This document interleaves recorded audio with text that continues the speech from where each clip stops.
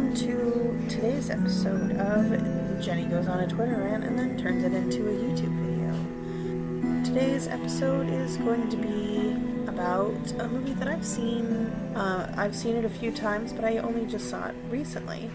In the meantime, I've seen several reviews of it and several really bad hot takes, which caused my Twitter rant. We are going to talk about today Midsommar by Aris. I really liked the movie.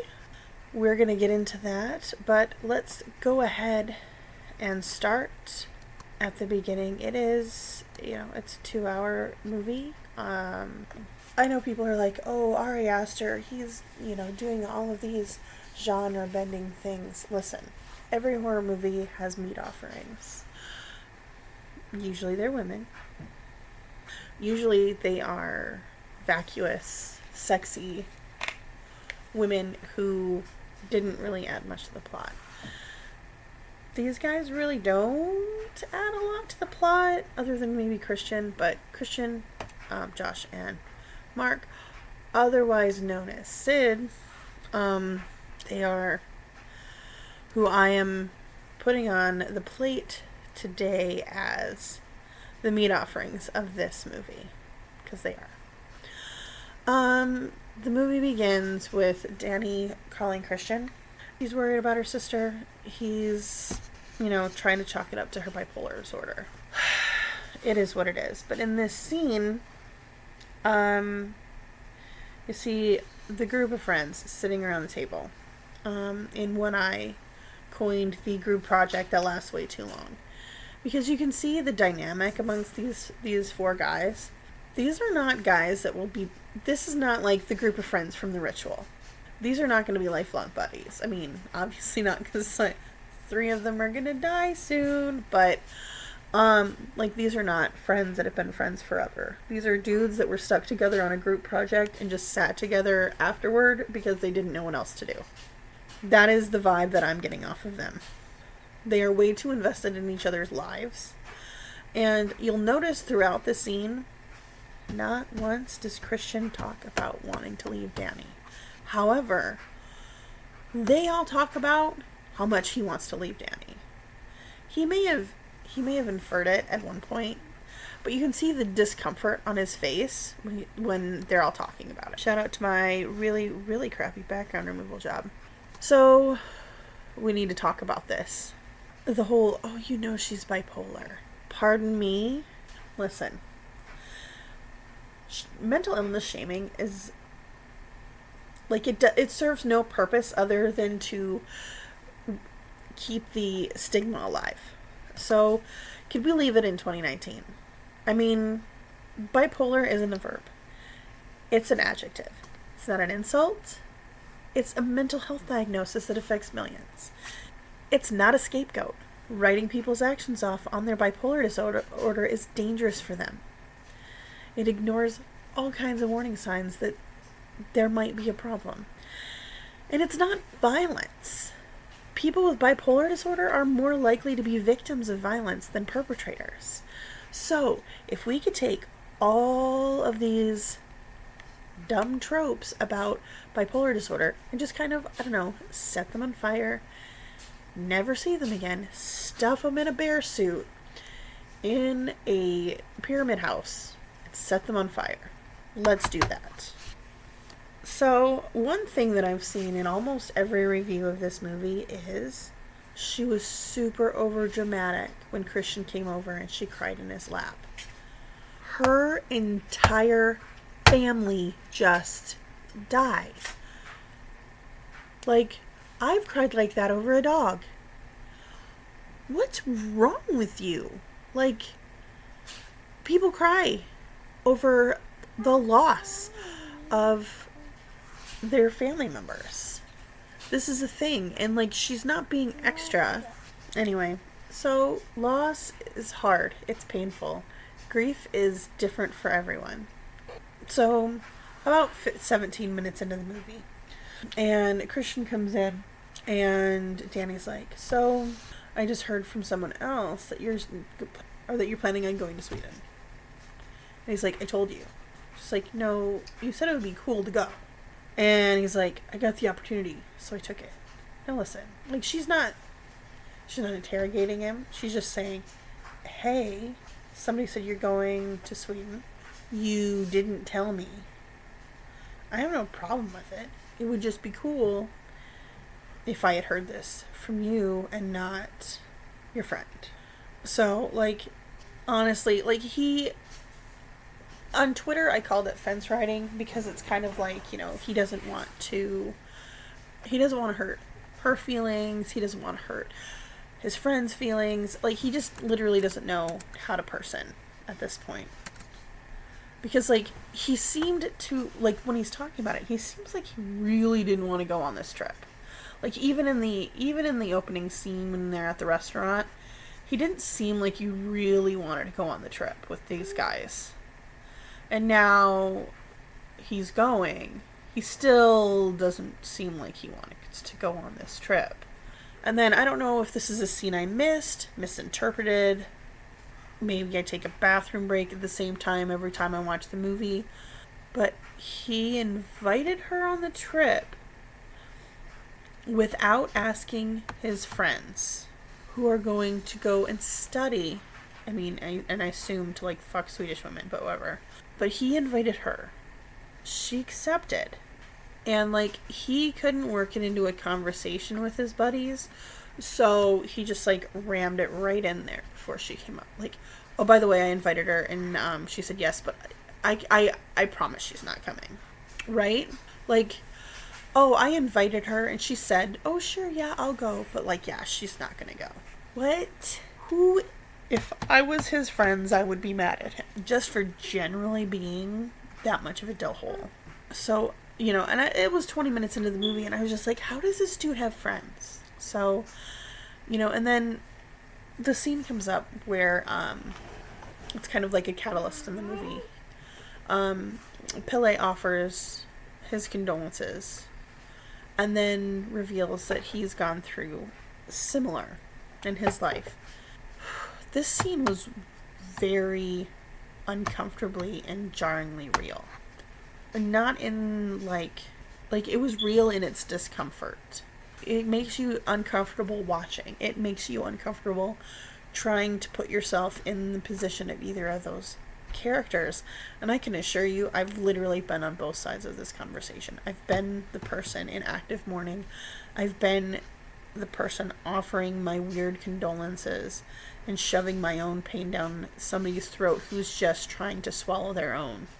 And you don't realize that that's what you're doing when you're sharing it, because you don't know how to shut it off. And we aren't taught that because and I'll get to this later, but, like, the way we grieve in at least our Western society is so closed off and, like, alone.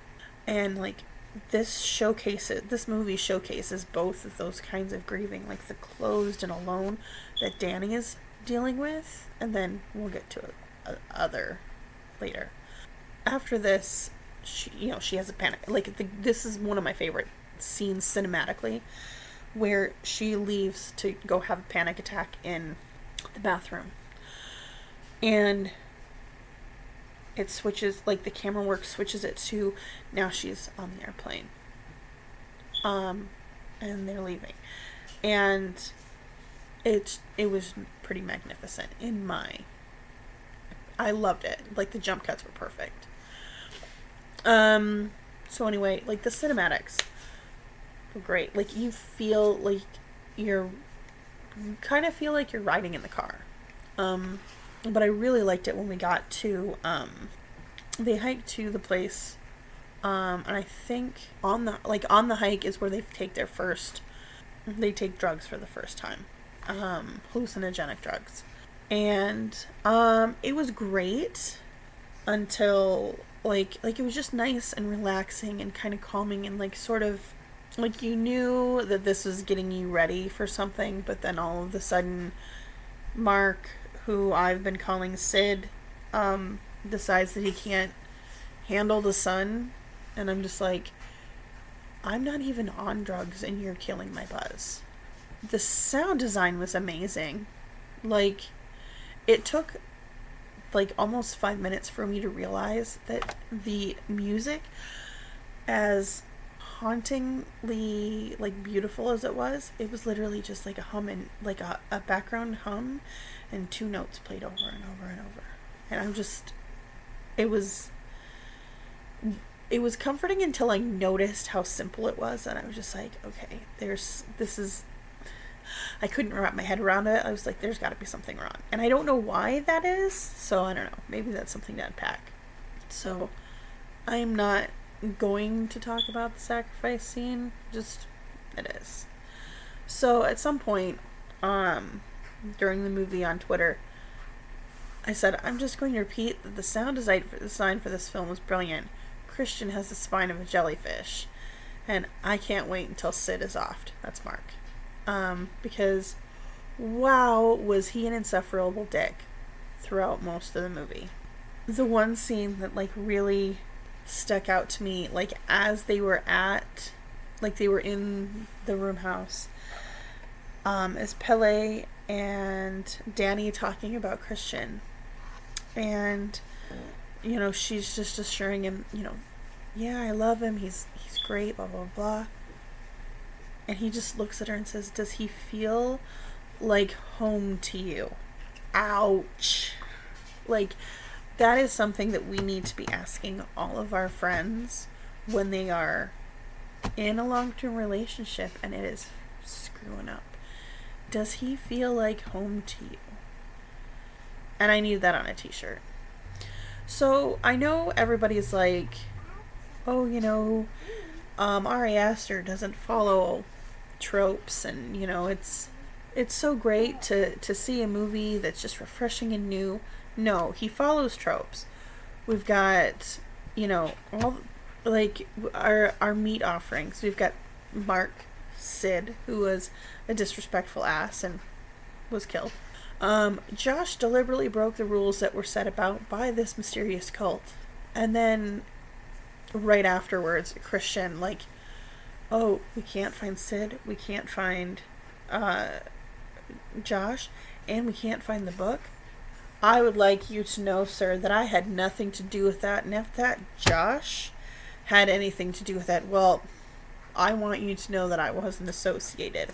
So anyway, then we get to the part of the film where, like, Krishna is taken aside, and he's told that he's about to be a baby daddy donor, and then Danny dances in the May Queen contest. Well, she dances, she wins, and after Krishna is taken aside, the thing that I noticed that was so jarring was Christian couldn't look at Danny. Like, he wouldn't, I don't know if he couldn't say no or wouldn't say no, but part of his whole not wanting to make anyone mad thing is not telling these people no, and that's frustrating. Danny wins the May Queen. She goes off. She helps bless the fields with meat and milk and honey, I think, grain. But then she comes back and goes over and looks in and sees Christian, you know, cheating on her in this weird, I will call it weird, but I had to catch myself because it felt like it was trying to be normalizing. It was jarring how I almost fell into, like, this is a normal thing. Like, that sounds like too much of a weird male fantasy gone wrong. This doesn't seem like it was written, like, for the male, like the quote-unquote male gaze. This seems like showing people what some guys have said, oh yeah, this would be so cool if this happened. This is what it would look like. You sure about that? Like, that's what that scene felt like. But anyway, after Danny sees what's going on, she has a similar reaction to what happened after her sister died. And a heartbreak is heartbreak. Like, it still feels the same whether it's over a loss or over boyfriend being Christian. But the catharsis, this moment where all the women that she was with, blessing the fields, they come together and help her grieve in that moment. That was, it was so jarring, because at first it felt like, oh, they're overacting with her, and then you could see them like breathing and heaving with her, like in tandem, and it looked like, I don't know what the chemistry of these people on this film was, but it was just magic watching this, because it felt like they actually were grieving together. It was jarring, it was unsettling, but it also helped alleviate the anxiety of that moment, because you felt that there was love in that action. I mean, we all know how the movie ends.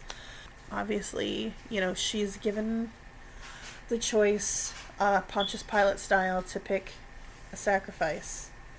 And, you know, she's not going to pick random dude number 5. Of course, she's going to pick the dude that fucked her over. If you've made it this far, I thank you. The one thing I want to point out, yes, this was a movie about Danny. This wasn't really about her growth as a person. This was about her growth in a relationship. And I know it's really extreme. Not many people go from being in a relationship that is tepid at best to sacrificing their boyfriend in a pyramid-shaped funeral pyre as a breakup mechanism. It's a thing, but it's a horror movie. In the end, it's entertainment. It's not that deep. Like, I've seen so many people like, oh yeah, this is just like old Norse rituals. It is not. I mean, using runes doesn't mean that it's just Norse paganism. But, I mean, it's a movie. Like, Ari Aster's a smart movie maker. I really loved Hereditary. I really love Midsommar. The story is great. The acting was amazing. Camera work is phenomenal. The use of color. But I think a lot of his storytelling is telling on reviewers. And your already preconceived notions of different people and the different ways people are. And I think that a lot of people are telling on themselves with how they react to the movie. Like, I haven't really seen many interviews with Ari Aster where they ask him questions about his intentions with the film. People take it as at face value, and I really think people need to think more outside the box. So I hope you really enjoyed this. I enjoyed making this. I really enjoyed putting this all together. If you enjoyed this, please feel free to leave me a like and subscribe. Share it if you like. Let people know that it exists. I hope to be able to make more of these soon. Anyway, I really, really hope you enjoyed my review. I enjoyed making it, and I hope to see you in the next one. Thank you. Bye.